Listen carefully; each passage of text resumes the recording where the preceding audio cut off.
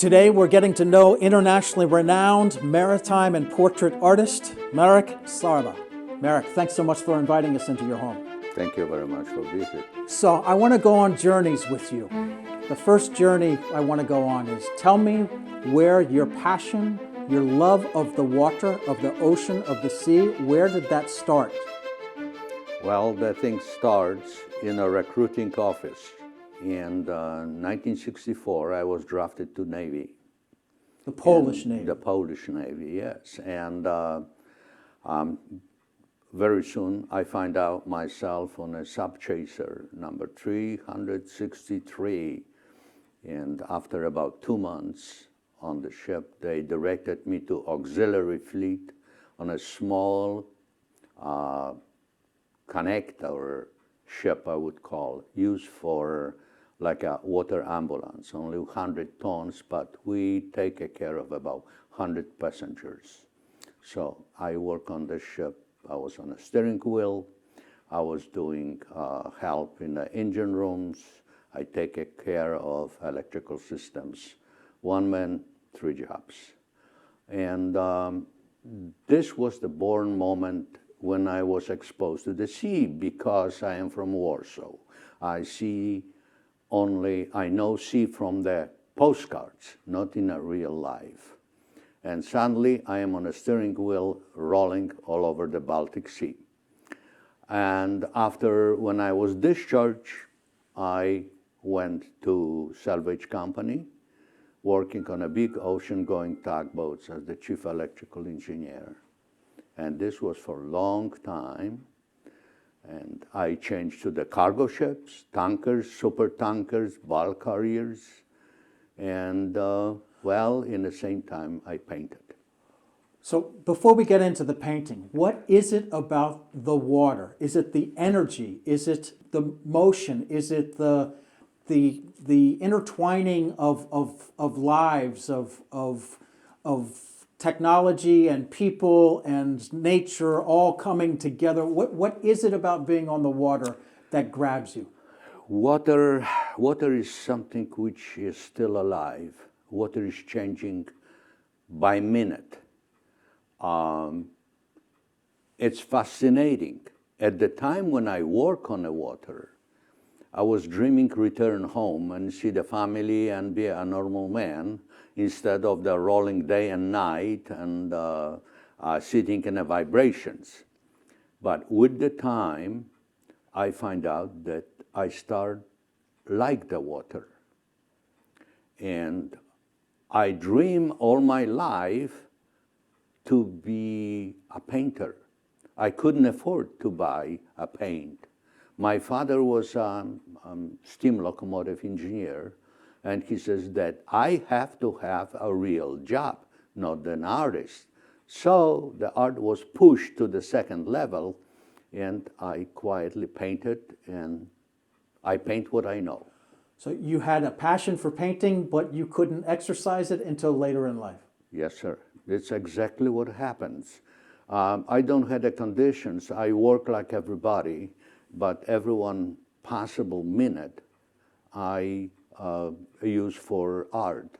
Even in the Navy, when I get my first publication in a Navy magazine with the cartoons, I start painting more seriously until I get married. And when I get married, my wife, she's coming one day with the set, with the box of paints and brushes, and says, well, we need something. We can't afford to buy a painting. You paint it. And I started. So if you look at your canvases of the maritime art, it depicts a moment. But your moments tell an entire story. Is this your way of expressing? Are you a storyteller beyond just being an artist? Yes, I am. Actually, I am. I always start from the story and end with the painting. It's not the backwards. I have to know the insides of the story, and this boosts me, motivate me to paint the painting, which is just the one moment from the whole story. You also do portraits, three of which are at the Hart House: General Hart, Captain Elijah Hart, and Governor Winthrop. Is your process the same for portraits as it is for the moments on the sea? Well, it's a similar situation. You have to know the person. You have to say something about the person, give the opinion. And I always used a background. The background is a storytelling about the portrait person, but the person is the second subject on a canvas or on a board, whatever I paint. And in a case of historical society, those are very special people which required a lot of research to locate how they looks like, what they have done in a life, and they have now permanent place in historical society. Marek, if you could be inside of one of your paintings, if you could live that moment, what painting would it be? It's not possible. Yes, I would like to be in a million places in the same time. So actually, I am invisible. Yes, I use myself as the model very often. So I am photographing myself on the backyard of my house. But in most cases, when you have a general scene on the water, I am imagining myself, I am flying above the water, and I see the subject from the angle which I would like to see. And for you, is the ultimate goal is for somebody viewing your canvas to use that canvas becomes a portal where that person is transported and is there on the water, is there in the Hart House. Yes. This is exactly 100% right. I am trying to get involved. I am trying to tell my story. I am trying to interest somebody. It's like a writer which connecting to the customer. My story is a painting. If I'm connecting to the person which is browsing my painting and likes it, it's the highest award. Marek, help me. Tell me, this is a snapshot, but it's a real story. Tell me the story here. Okay, this is a story of very bad towing from Halifax to Spain, done on my tugboat. And we had a very, very heavy storms. And we towed two corvettes from Canada for scrap. And one of the corvettes we towing on two separate lines. One line snapped. The ship was drifting, hit the second ship, make a big gush, big opening, and the beginning of the process of the sinking. The problem was that we had a crew, which so-called runners, and situation dangerous, we can pull them off, but finally after 3 days the sun shows up, we was able to catch up with the other ship. This was kind of Ringling Brothers circus, because the second ship is going on the line and that one we are reconnecting. So very, very emotional moments, very stressful, and the emotion is reflected in the waters, yeah? Yes, it is. My cabin is exactly in this location. So one time I was under the water, one time I was above the water, but in most cases I was trying to help the crew on the deck. So I love history, and I came from the region of Tri-City, Gdynia, Sopot, and Gdansk. Gdansk is the place in the end of the 1900s, exactly here. It's a port canal full of traffic, how situation looks at the time. On the right, we have warehouses, we have a Swedish ship pulling inside of the harbor, the commuter boats, the tugboats which took the paddle wheelers which took the cargo barges from the harbor to distribute the goods across the country on the rivers. And the whole situation, very complicated, but I like it. And how did you source this? How did you envision this in your head? Are you looking at old illustrations? How did this image come to you? Always looking for references. Today, the place looks totally different, of course. The water is the same, the shape of the land is the same, but the boats and everything is totally different. The buildings on the left side are gone, so I was using all documentation from those years. So this is another way you are preserving a story. This was yes, cut and paste, building by building, how they looks like, and story about ships. Even this ship, if you notice here on the wide shape subject, there's a cabinet. Gdansk was very famous from cabinetry, from beautiful furniture. So the Swedish, they load on a deck and they will hop 10 hours trip across the Baltic Sea to have a cabinet from Gdansk. Marek, it feels like we've gone back in time here. So tell me the story of this painting. Civil War was fascinating me as a new subject when I moved to US, and a very rich history on the water. And the moment which I decided to paint, it's running across the lines of the blockades around the harbors.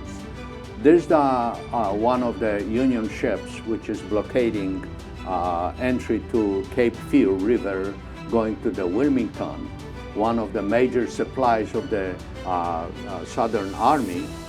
But we have all the time breaking the lines by blockade runners.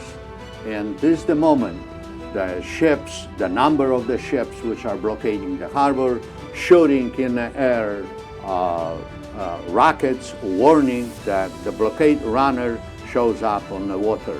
And yes, the last ship before the shore noticed it, that ship is coming. They had no time for anything. That was laying already 1 week on the water on an anchor, so they decided to fire the gun, and the ship was General Lee going full ahead and hoping to break the blockade and get to the river with the goods for General Lee. Well, the whole idea of the painting was playing with the light. So the reflections from the explosion of the bow gun and giving the lights on the blockade runners, and the rockets are going all over, including they had a separate lights on the sterns, red. When they chasing blockade runner, they was afraid that other ship will just in a friendly fire can sink them. So they light up the red lights. A lot of studies to paint paintings of this type. They raising the steam, you see the red color from the engine room, they disgusting, and they raising up the anchor. It's a chaos on the water, but the blockade runner is doing its job. Marek, it feels like home here. We have to be in the steamship era, 1920s maybe? I don't know. Tell me about the story. Well, I never painted about Old Saybrook, and Old Saybrook has a rich history, and one of those histories, it's a connection to the water, to the river, to the Long Island Sound, to the travel on the river, and going to New York mostly. So I decided to portrait the very landmark of the town, which is a lighthouse. And ship Hartford, in the last years of the existence, is passing during the night, going for Hartford, and passing behind the lighthouse. And only one witness, it's a lighthouse keeper, which is right here, standing with his lantern and seeing the big ship passing by, and perhaps he's waving to the crew on a bridge of the steamer. The steamer is using lights to find out the proper direction to enter the river in the mouth. So another trial of the history. Tell us a little bit about your process. What happens here? Well, this is a really place where I am dreaming with the support of the radio, which is on the backside. The whole oceans are overflowing my easel, and behind the window we have a grass and woods. It's a little different. This is the imagination, and here the whole action happens by days, weeks, sometimes months. This is my lovely place where I am disconnecting myself from reality. I sit in my own world and I am dreaming about my times, which happened many, many years ago, and trying to recreate the stories mostly not known to the people which love art. This is a place where the maritime art is born, plus portraits. Well, there's too many words needed to describe this place. I love it. Marek, as you sit here, can you hear the water? Yes, I hear it. I hear the cooks, which are just lost their flour, where they lost the eggs are rolling across the kitchen, and they're using a special wording. I hear the calling of the names. I hear somebody's flipping on a deck, and the smell. This is my world, which I experience in all times. Another painting, another book, another page, little graffiti of mine in the life.